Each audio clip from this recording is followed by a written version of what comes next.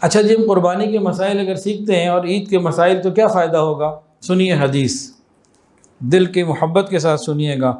فرمایا جو شخص علم حاصل کرنے کے لیے صبح کو چلتا ہے، فرشتے اس کے سر پہ سایہ کرتے ہیں، اس کے روزگار میں اللہ برکت دیتے ہیں، اس کے رزق میں کمی نہیں ہوتی اور اس کا رزق اس کے لیے مبارک ہو جاتا ہے۔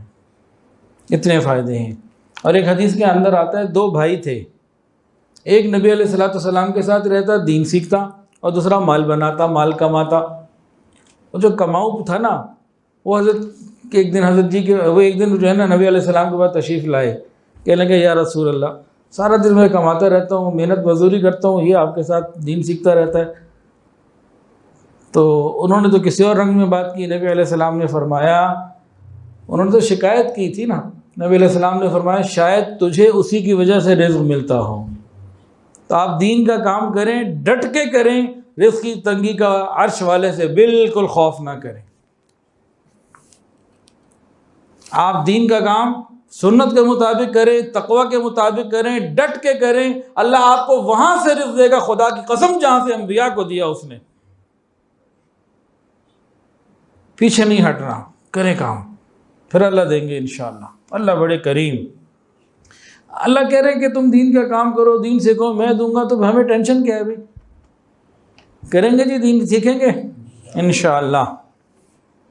اور سنیے، نبی علیہ السلام نے فرمایا جو شخص علم حاصل کرنے کے لیے چلتا ہے، اللہ جنت کا راستہ اس کے لیے آسان کر دیتے ہیں۔ جنت کا راستہ کس کے لیے آسان؟ جو علم دین حاصل کرنے کی فکر کرے اور سیکھے۔ فرشتے خوش ہو کر پروں سے اوپر سایہ کر لیتے ہیں، اور ایک جگہ آتا ہے فرشتے اپنے پر اس کے پاؤں کے نیچے بچھا دیتے ہیں۔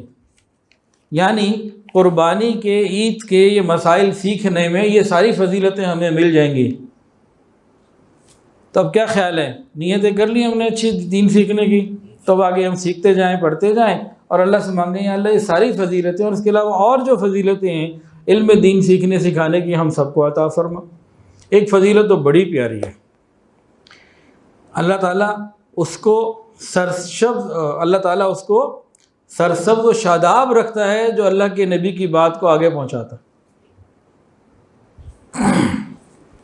تو اگر ہم دین کا کام کریں گے تو سرسبز و شاداب بھی رہیں گے۔ عشرہ ذوالحجہ کے پہلے 10 دن یہ خاص اعتبار سے رمضان سے بھی آگے بڑھ جاتے ہیں۔ رمضان کی فضیلت اپنی جگہ، لیکن ایک خاص اعتبار سے یہ رمضان سے بڑھ گئے۔ کیسے؟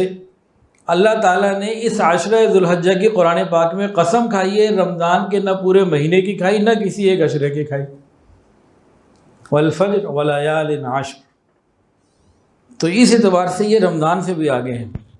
ایک حدیث کے اندر آتا ہے افضل ایام دنیا، یہ جو 10 دن ہیں نا عشرہ ذوالحجہ کا، یہ دنیا کے گولڈن ڈیز ہیں، افضل ترین دن ہیں۔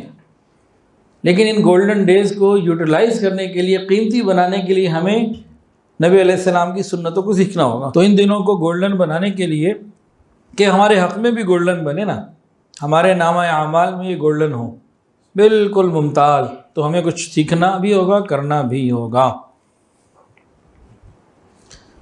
ان 10 دنوں کی برکتوں کو غور کیجئے۔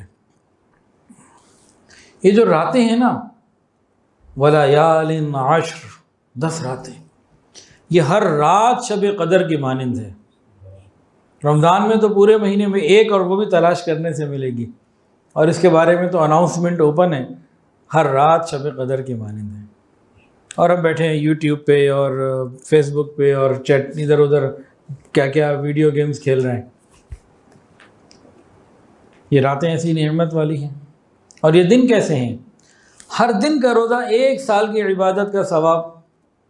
آج طبیعت ٹھیک نہ ہونے کی وجہ سے روزہ نہیں رکھ سکا، کل رکھا تھا، انشاءاللہ کل پھر رکھیں گے۔ اس طرح سے میں نے سوچا ہے کہ کام بھی لوڈ بہت زیادہ ہے، تو ملتا جلتا چلائیں گے کام انشاءاللہ، سب کی اپنی اپنی ہمت کے مطابق ہے، تو جس کی جتنی ہمت ہو کرنا چاہیے۔ نبی علیہ السلام یہ لازمی روزے رکھا کرتے تھے، امی عائشہ صدیقہ رضی اللہ عنہا رکھا کرتی تھی، ازواج مطہرات رکھتی تھیں، ہمیں بھی چاہیے کہ اس کی فکر کریں۔